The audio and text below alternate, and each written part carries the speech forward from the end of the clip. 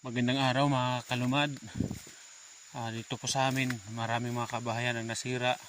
Tapos di na kami makadaan sa kalsada dahil maraming mga landslide, maraming mga lupa na gumuho galing sa taas. Sa akin ngayon titingnan ko lang yung tangke ng tubig na aking ginawa dahil siguro sira talaga.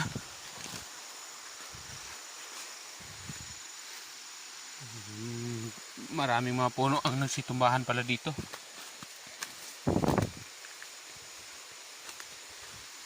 Ayan mga guys, sa taas lang banda ang aking tangke ng tubig na ginawa noon. Dito na ako sana ng tubig mga guys, wala na yung hose na malaki na aking alisin natin yung chinilas para hindi tayo mahulog o madudulas. Nakaabot dito ang PVC na nilagay ko sa mismong ng aking tangke, supplier. Nako,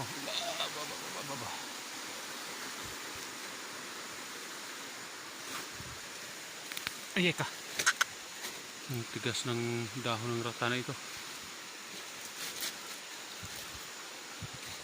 Yan ang gubat dito kung saan ang aking tangke na ginawa mga guys.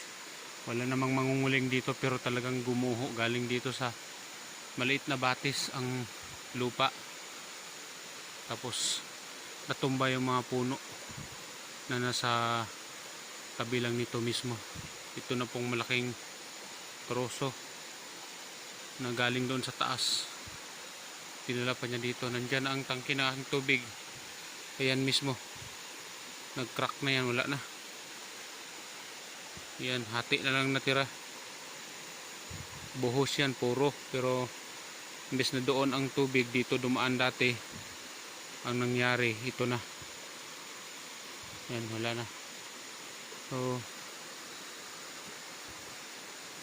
wala na talaga, repair na, kunting repair na lang para maka inom lang siguro. Maghanap ako ng tubig na medyo malinis-linis konti. Hihintayin muna yan kung okay na, saka ako mag ng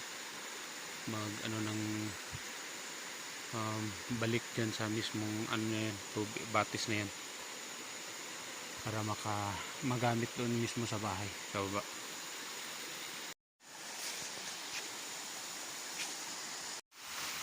So yan mga kalumad, hindi ko na pinakita sa inyo kung paano ko ni-repair dahil talagang nakakapagod ang aking ginawa. Ako lang isa kasi. Kumuha lang ako ng dyan sa gilid, doon sa taas mismo. Ayan, pinatungan ko lang ng maliliit na bato ang 20 mm na hose na yan, na PE pipe, para lang may kunting tubig kami doon sa bahay. Medyo malinaw kasi yung nasa gilid na yan, malinis na yung tubig, at least magamit lang namin panligo, panghugas, o di kaya mainom namin. I-sterilize lang para hindi makasakit ng tiyan. So ito na ang dugtong ng hose ko na malaki. Sana wala, inanod ang tubig yung malaki, isang rolyo yung inanod niya papunta doon. Siguro nakarating na yun sa highway sa baba.